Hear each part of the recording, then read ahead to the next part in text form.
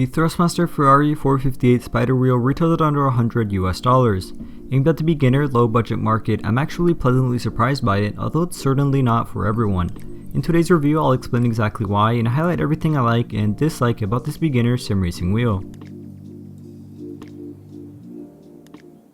First things first, I want to explain Thrustmaster's Ferrari lineup, as I'm sure many people are a little confused by it. For some reason, Thrustmaster made a bunch of different products with a similar name, so it all gets a little tricky. The wheel I'm reviewing today is the 458 Spider Wheel, which is compatible with only the Xbox and not PC or PlayStation. As I mentioned, this one retails for $99. Then there's the T80 Ferrari 488 GTB edition, which looks very similar, also retails for $99, but is compatible with the PlayStation and PC. From my understanding, this wheel is the same internal mechanism as the one I'll be reviewing today, so if you're considering that one, this video will apply to you as well. Then there's the Ferrari 458 Italia edition, which uses a belt-driven mechanism and thus is a lot more expensive than all the other ones. So basically, if you're on Xbox, the 458 Spider Wheel, the one I'm reviewing today, is the one you should be looking at, and if you're on PC or PlayStation, the T80 488 GTB edition is for you. At least I think that's right. Anyways, to keep this review concise and to the point, I'll split it up into 4 main sections: the physical wheel itself, the pedals, the in-game performance, and my final thoughts and recommendations. If you just want to skip around, check the video description for the timestamps. Alright, finally, let's get into it.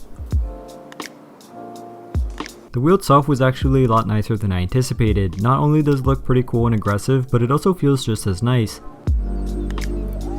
The red rubber on the sides of the wheel felt very grippy and nice to hold onto, and it by no means felt like some cheap rubber used to keep costs low. The wheel is made primarily of plastic, which is unsurprising, but feels fairly rigid to the touch.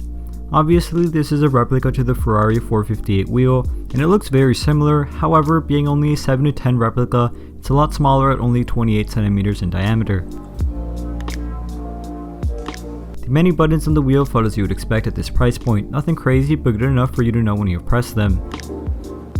A few notable things, however: the engine start-stop button is actually used as a D-pad, as you can see by the 4 arrows around it, and it also has the text indented rather than printed, which I thought was a nice touch.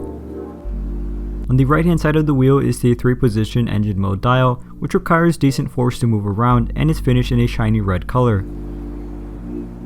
The iconic Ferrari badge sits in the center of the wheel, and although it's made out of plastic, it looks very good and glistens under light. Behind the wheel are its metal paddle shifters, which have a nice click to them but get obnoxiously loud after a while.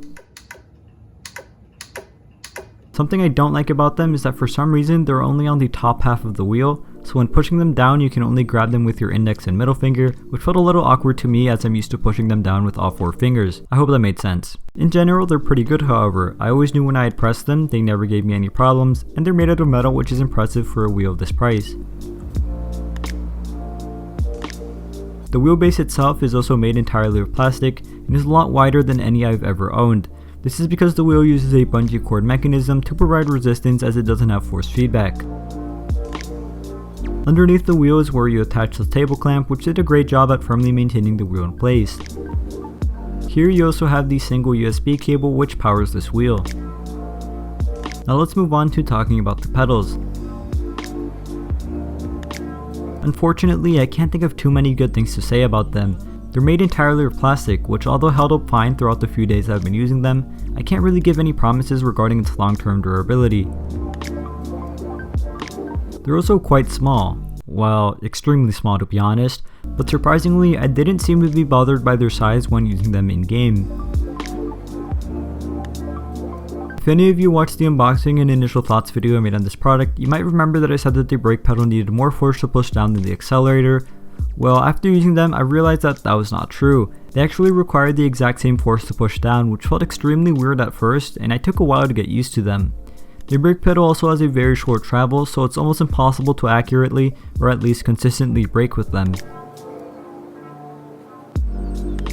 Underneath the pedal there is a cable management indent, some rubber grips to prevent them from moving around much on the floor, and 2 mounting holes if you use these on the cockpit. There are no spikes for using these on carpet, however.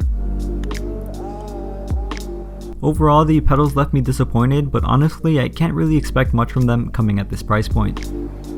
Moving on to arguably the most important part of this review, how did the Ferrari 458 wheel hold up in game?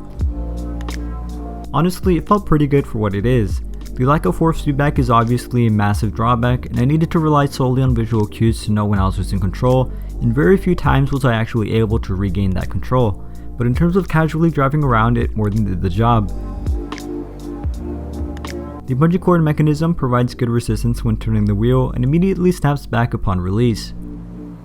I would however find it nearly impossible to drop on the limit without spinning, and as a result this leads me to my final thoughts and recommendation.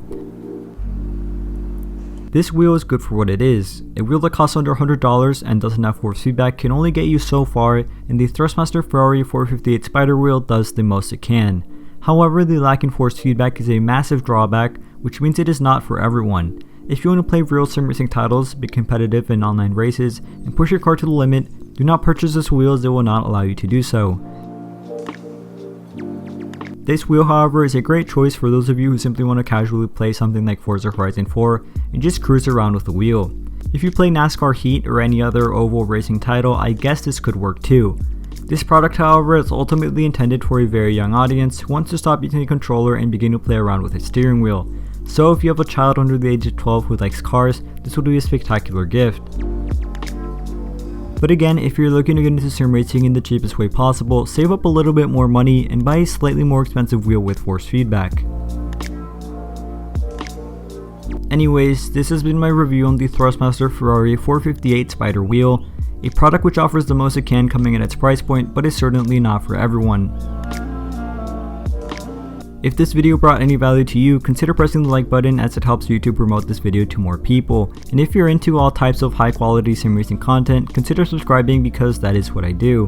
Well, with all that being said, thank you all for watching, stay safe, and have a fantastic rest of your day.